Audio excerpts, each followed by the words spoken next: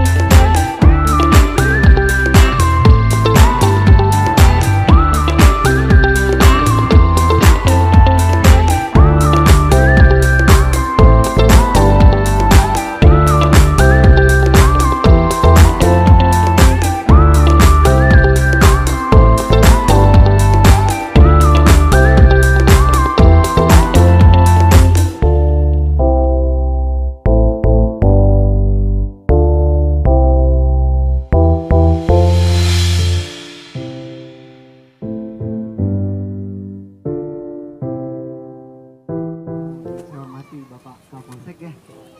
Nama saya Munzir, panggilan saya Unci.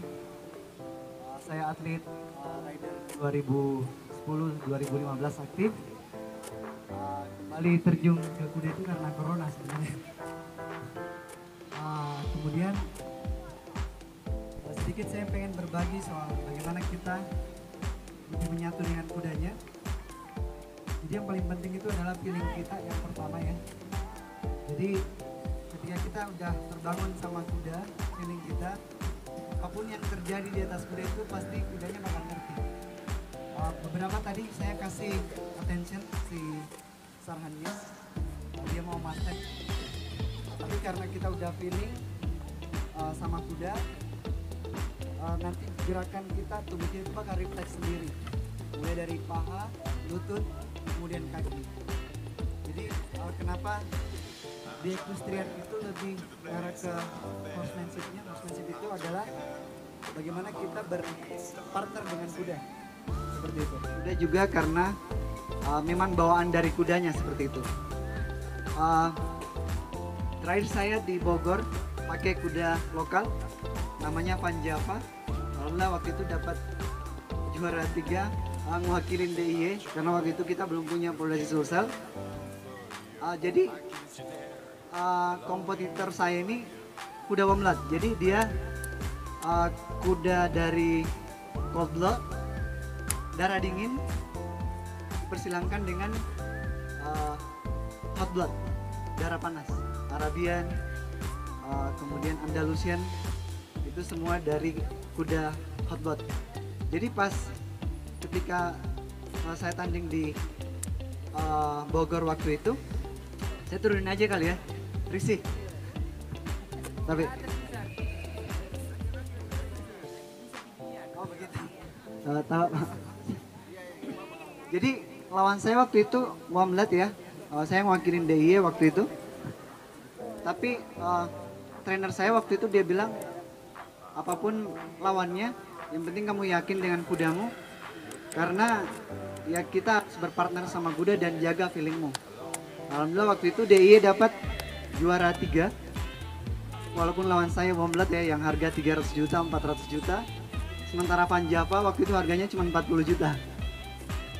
Dari sanalah saya belajar tentang ternyata feeling itu sangat membantu kita bagaimana ketika kita on horse, di atas kuda seperti itu.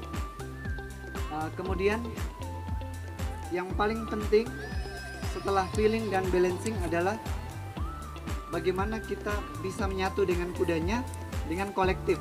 Jadi beberapa tadi sempat saya melihat beberapa teman ada gerakan yang enak dilihat, kemudian ada gerakan yang dia itu apa namanya kurang enak karena beberapa ada faktor. Yang pertama adalah beatnya sendiri ya. Jadi ini namanya beat, teman-teman bisa ngelihat yang bus ini namanya beat. Jadi ketika kuda itu nggak cocok dengan kudanya dengan latihan yang kayak tadi, dia akan ngerespon. Jadi ketika dia nggak enak, ya dia bakal nggak susah nyari gerakannya. Seperti itu. Nah kebetulan Zaran ini kuda baru, umur masuk 4 tahun ya, 5 tahun. Masya Allah. Dari tenaganya sendiri setelah dari kita trekking 10 kilo ternyata dia masih ada, tapi ketika tadi gerakan yang saya kasih buat course namanya, ternyata dia udah nggak fokus arahannya, termasuk saya sih sebenarnya karena tadi capek gak jalan. Untung ada Pak Dokter yang jemput. Jadi untuk kuda kita latihan jumping seperti Sri Kandi kemarin, 2 bulan saya ajar jumping dari jumping flat walk. Jadi dia itu di bawah tanah tadi. Jadi teman-teman kalau pengen melatih jumping kudanya itu jangan langsung naik, tapi di tanah dulu. Gunanya biar dia belajar stride. Stride itu adalah belajar langkah. Jadi ketika kudanya itu udah paham dengan langkah, yakin dan percayalah dia akan ngejar rintangan. Jadi bukan kita lagi yang ngondang untuk lompat, tapi kudanya memang yang haus akan rintangan karena dia udah paham tentang stride. Satu stride, tahu berapa langkah manusia? Satu stride atau satu langkah kuda itu sama dengan, kalau kebesaran ya, sama dengan 4 langkah manusia.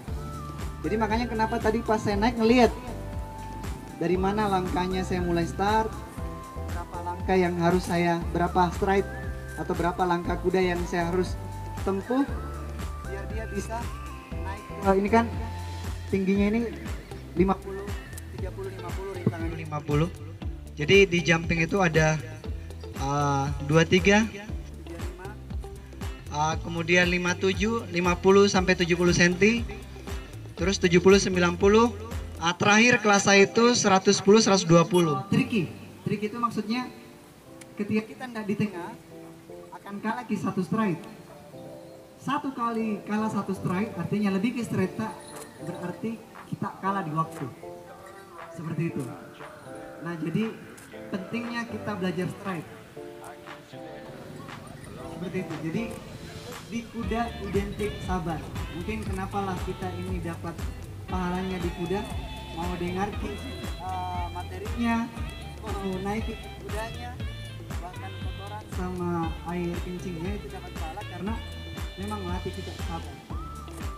Akio, kita tahu lah Akio Pandawa, dia adalah kuda pacu yang susah belok. Sekarang kalau main ke Pegatang melihat Akio, alhamdulillah di longser pun mau, tapi pelan-pelan kita ngajar. Jadi betul-betul di kuda itu harus kesabaran, apalagi jatuh harus disabar. Nakana pelatih Kuriolo, begitu namanya Mak Agus, dia dari Kaput berkuda Indonesia. Ketika kita di kandang kuda sepanjang itu nih kita terhapus dosata, Nakana seperti itu dia bilang. Saya nggak tahu hadisnya sih. Jadi seperti itu ya. Jadi harus kita sabar untuk di kuda. Termasuk kemarin kita raja, kita berusaha menyabarkan orangnya ownernya untuk tetap bersabar karena di kuda tidak ada yang instan. Kalau teman-teman pernah nonton filmnya Avatar yang warna biru, bukan yang Avatar Eng ya, mereka itu nunggangin naga, bagaimana dia connecting rambutnya sama rambutnya itu naganya.